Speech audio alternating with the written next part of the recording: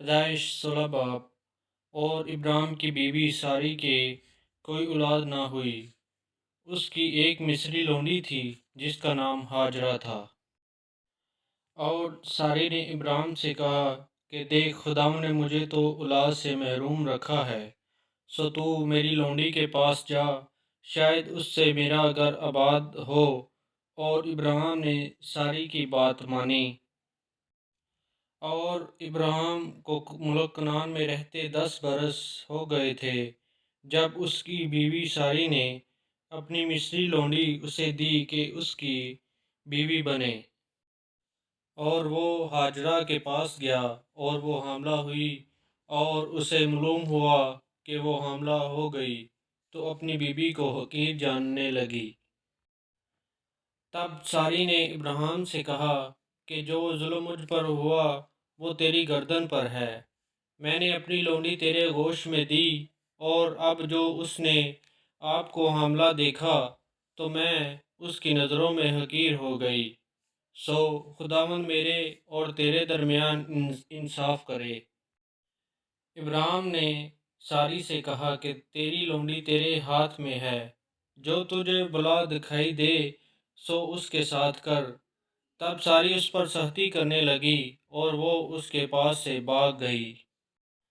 اور وہ خداوند کے فرشتے کو بیابان میں پانی کے ایک چشمے کے پاس ملی، یہ وہی چشمہ ہے جو شور کی راہ پر ہے۔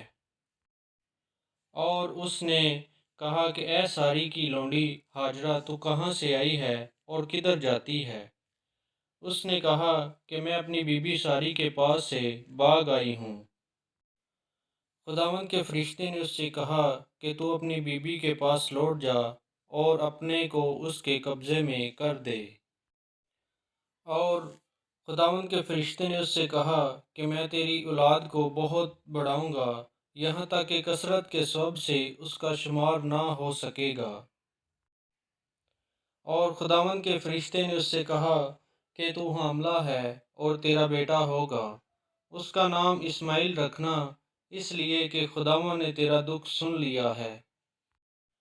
وہ گوہر کی طرف آزاد مرد ہوگا، اس کا ہاتھ سب کے خلاف اور سب کا ہاتھ اس کے خلاف ہوگا، اور وہ اپنے بھائیوں کے سامنے بسا رہے گا۔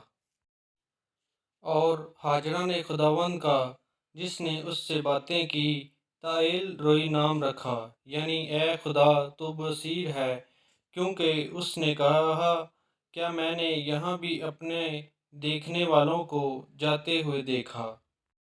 اسی سبب سے اس کنویں کا نام بے لہی روئی پڑ گیا اور قدیس اور براد کے درمیان ہے۔ اور ابراہیم سے ہاجرہ کی ایک بیٹا ہوا، اور ابراہیم نے اپنے اس بیٹے کا نام جو ہاجرہ سے پیدا ہوا اسماعیل رکھا۔